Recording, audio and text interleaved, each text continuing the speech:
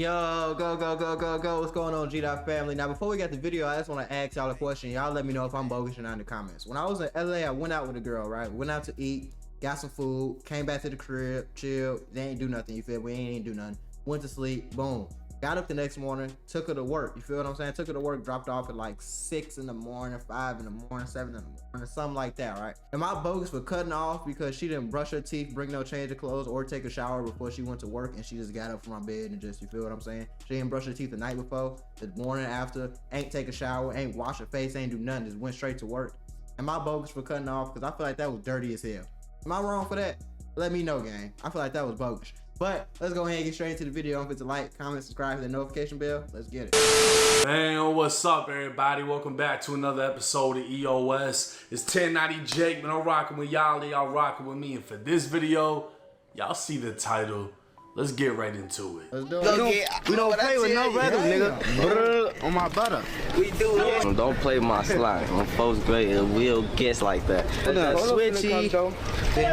No talking. No cap. No talking. Switch game. 3 switches right here. And I put the bitch. That's just enough right there. That's enough. 1, 2, 3. That's enough. The Glock switch has become a staple in hip hop, turning handguns into fully automatic hole punches. But a lot of misconceptions surround the switch, and in this video we'll be fully breaking it down. On November 7th, Chicago rapper Lil Zay Osama stood in front of a federal judge in Brooklyn, New York. It was sentencing day, and Zay had pled guilty back in May to 1 count of possession of a machine gun. On September 29, 2022, an Uber driver picked up Zay and several associates from a hotel in Manhattan. The driver would notice Zay was holding a firearm during the ride. Dropping them off at a recording studio in Queens, the driver saw they left the gun in the vehicle, so the driver called the police. I'm just saying, I don't know who left the pipe, bro, but how bad do you gotta be moving? I ain't gonna say goofy, but how bad do you gotta be moving for the Uber to know that you clutching and for you to leave a pipe in the goddamn Uber and the pipe y'all left had a switch and ain't nobody started tweaking and nobody be like, you feel me? How do you even leave the pipe, bro? Like, it didn't fall out your bag. I mean, it fell out your pants or something, your pocket or something. Like, how don't you feel that shit? Like, that's a weight, gang. A loaded pipe has weight to it. How don't you feel that slide like you tweaking? NYPD would locate the 40 caliber Glock 22 with a switch, loaded with 1 round in the chamber and 9 more in the mag. Damn. When asked, the driver would identify Lil Zay Osama as the one who possessed it. This statement alone was enough to build a Fed case. Yep.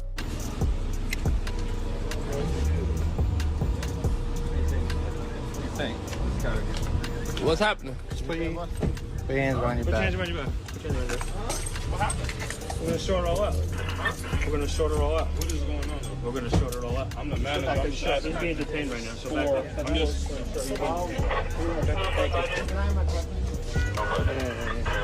You get my phone though? Yeah, you got anything on you? I get his phone. I'm on live, sir. U.S. attorneys would submit a letter requesting to keep Zay in federal custody, labeling him a danger to society, and even quoting some of his lyrics, one of which stated, "Just got a brand new Glock with a 50 and a switch." The then 25-year-old had already been convicted of criminal trespassing, reckless conduct, 3 counts of robbery, aggravated battery, and aggravated discharge of a firearm. Zay would be held in custody and only released after paying a $350,000 bond. Damn. In January of 2024, he'd officially be indicted on 1 count of possession of a machine gun and 1 count of possession of an unregistered firearm. Everyone expected this to be the rapper's demise. Fast forward to November 7th, Zay, having pled guilty to the machine gun and getting the second charge dropped, was only sentenced to 14 months in federal prison, followed by 1 year of supervised release. That ain't bad. Only having to serve 85% of his sentence, Zay will be home in less than a year. I ain't gonna lie, bro. For getting caught with a machine gun, pleading guilty, and you in New York and you only got 14 months? Nigga, did you sign to the Illuminati? Hell nah. I mean, I'm happy for you, don't get me wrong. But what the hell? You can get, bro, you got caught with, this is a convicted felon already. You got caught with a switch in New York and got 14 months and you only got to do like 60-80% of your time? What the fuck? What the heck? Immediately, he'd be accused online of snitching solely because of the fact that he didn't get a decade or more in prison. So how did he get such a sweet deal? First off, 90% of people don't know what the fuck they're talking about. Facts. A switch without a gun is still considered a machine gun. Yep. A switch and a gun is clearly a machine gun, and a machine gun under federal law is punishable by up to 10 years in federal prison, meaning you can get anywhere from supervised release, aka probation, to the max 10 years, depending on a few different factors. But as soon as the internet hears 10, they assume you'll just get 10 years for a switch. Facts. During Zay's plea deal, the courts calculated his offense level as 15 and criminal history as 2. The guideline range for this level scored out to 21 to 27 months in prison, or just over 2 years. Zay's lawyer would counter with a 7-month prison sentence, highlighting how Zay's felony convictions came from when he was a juvenile at just 15 and 16 years old. Facts. As an adult, he'd only been convicted of 2 misdemeanors. His lawyer would speak on his Chicago upbringing and how at only 14, Zay was shot in the chest. Dang. His lawyer would also cite multiple cases in which defendants were sentenced to less than the guidelines. Taking it a step further, his lawyer would point out the unlivable conditions Zay had to endure while inside of MDC Brooklyn as rats and roaches flooded the facility. Bogus. Inmates would suffer indefinite lockdowns imposing solitary confinement-like conditions, furthering mental health issues, and leading to multiple inmates being killed. Zay's lawyer, Don Florio, was lawyering her ass off. Zay was in New York to perform at Rolling Loud. He was on his way to an interview when a firearm was left behind, and that firearm wasn't linked to any previous crimes. Zay's lawyer would again take it a step even further, pointing out rappers are often targeted for their wealth, and just 17 days before Zay was arrested, rapper PNB Rock was shot and killed during a robbery for his jewelry. The lawyer would top it all off with the statistical fact that according to the Sentencing Commission, between 2015 and 2023, there were 49 individuals in the Eastern District of New York sentenced for firearm-related offenses, with the median sentence being only 19 months. Zay in New York, though? These niggas is getting away with murder, not for real, but in New York, what the hell? Like, god damn. No wonder they told all them blickies and switchies in New York, because y'all ain't giving no time out for real.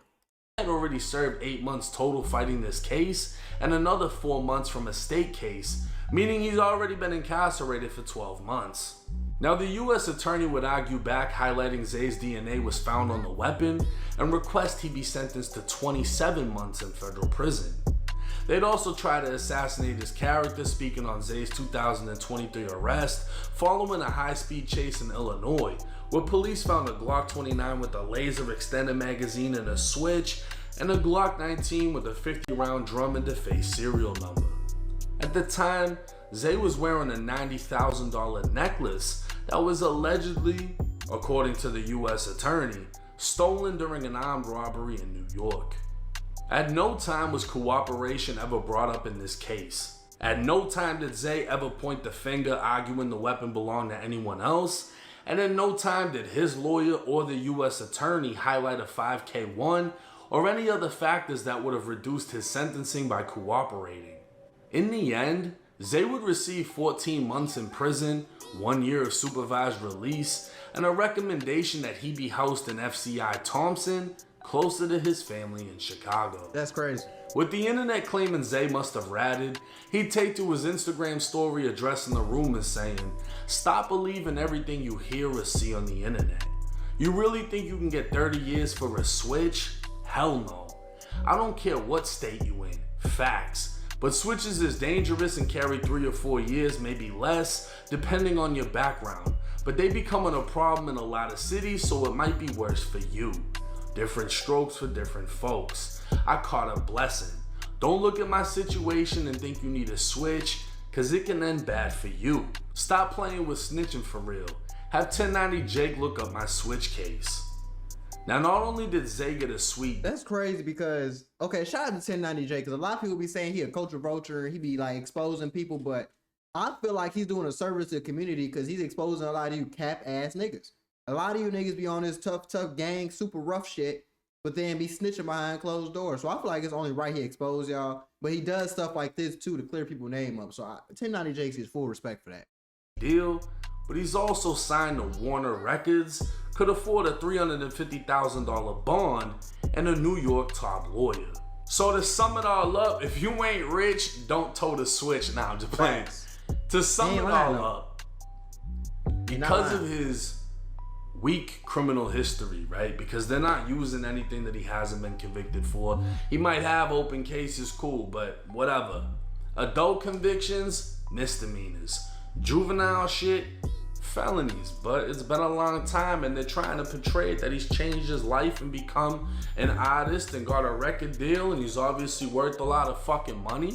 And then the guideline range that the lawyer was able to highlight to the judge shows, look, 49 people got off at around 19 months. What can we do for my client?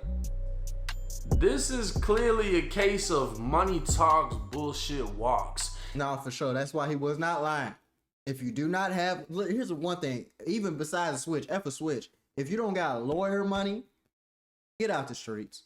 Because they can give you a public defender and railroad your ass. If he had a public defender, he would have got 10 years, probably more.